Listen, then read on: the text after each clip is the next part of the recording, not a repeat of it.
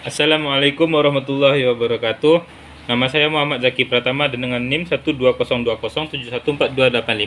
Baiklah, saya akan menjelaskan tentang materi perbandingan pemberian jasa hukum menurut perspektif Islam dan konvensional. Baiklah, kajian hukum Islam. Advokat dalam Islam bisa disebut juga sebagai wakalah, yang secara bahasa berarti al-fil, al-dalaman atau tafwid, yang berarti penyerahan, pendelegasian, dan pemberian mandat. Secara istilah, wakalah adalah pemberian kewenangan kuasa kepada pihak tentang yang harus dilakukannya dan menerima kuasa menjadi pengganti pemberi kuasa selama batas waktu yang ditentukan. Wakalah merupakan perjanjian transfer wewenang pemberi kuasa kepada pihak lain untuk melaksanakan pekerjaan tertentu untuk kepentingan pihak pertama. Para ulama sepakat membolehkan wakalah, sebagian mereka menganjurkan karena hal ini termasuk dari ta'awun, yaitu tolong-menolong dalam kebaikan dan takwa. Karena tidak semua orang mampu menangani sendiri seluruh urusannya. Wakalah juga terdapat sekurang-kurangnya ada 4 rukun. Yang pertama, muwakil, yaitu pemberi kuasa. Yang kedua, pihak menerima kuasa wakil. Objek yang dikuasai yaitu taukil, dan ijab kabul yaitu sigot. Dalam bahasa Arab, istilah advokat juga dikenal sebagai muhammah, yang berarti pelindung, pemelihara, atau penjaga. Sehingga dengan demikian, advokat mempunyai tugas-tugas yang beragam, baik melayani seseorang dalam memecahkan masalahnya, memelihara hak-hak orang yang dirampas haknya, atau hanya sekedar memberi saran.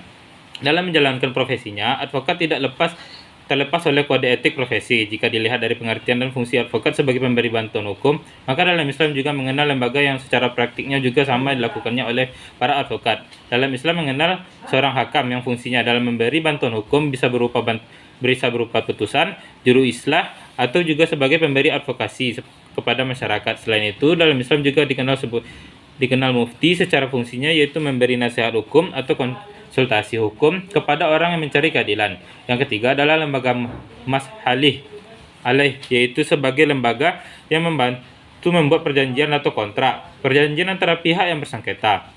Karena kesamaan lembaga-lembaga pemberi bantuan hukum itulah sering dijadikan alasan para sarjana untuk mempersamakan profesi advokat dengan lembaga penegak hukum dalam Islam. Dalam catatan sejarah peradilan Islam, praktik pemberian jasa hukum telah dikenal zaman para Islam. Pada saat itu, meskipun terdapat sistem peradilan yang terorganisasi, persengketaan mengenai hak milik, hak waris, dan hak-hak lainnya seringkali diselesaikan melalui bantuan juru damai atau wasit yang ditunjuk oleh masing-masing pihak yang berselisih. Mereka ditunjuk pada waktu itu sebagai mediator orang-orang yang memiliki kekuatan supranatural. Mereka yang ditunjuk pada waktu itu sebagai mediator orang-orang yang memiliki kekuatan supranatural dan orang yang mempunyai kelebihan di bidang tertentu sesuai dengan perkembangan pada waktu itu.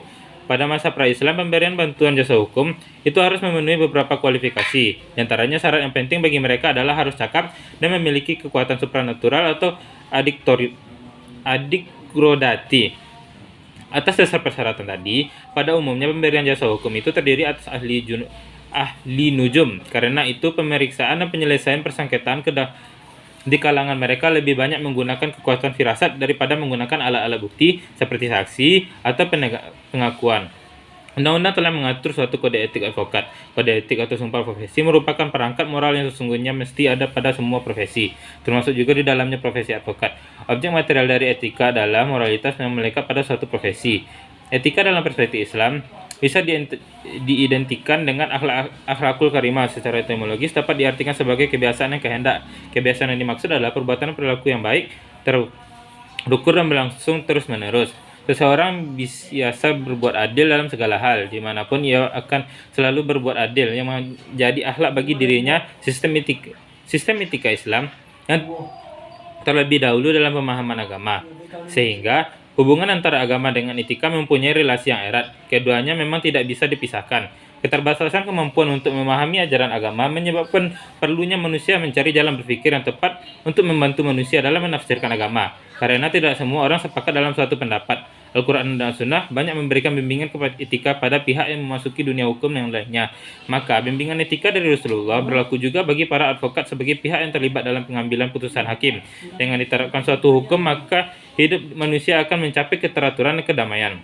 Dalam penerapannya, ada tujuan penting yang hendak dicapai, yaitu terpenuhinya rasa keadilan umat manusia, maka dapat disimpulkan posisi seorang advokat dalam membela, mendampingi, mewakili, bertindak dan menunaikan tugas dan fungsinya harus selalu memasukkan ke dalam pertimbangan kewajiban terhadap klien, pengadilan, diri sendiri, negara, dan terlebih kepada Allah Subhanahu wa taala adalah untuk mencari kebenaran dan menegakkan keadilan. Profesi advokat ini akan terpandang mulia di hadapan masyarakat apabila ia sendiri menjalankan tugas dan fungsinya sebagai pemberi jasa hukum kepada masyarakat yang membutuhkan pertolongan berdasarkan prinsip tolong menolong.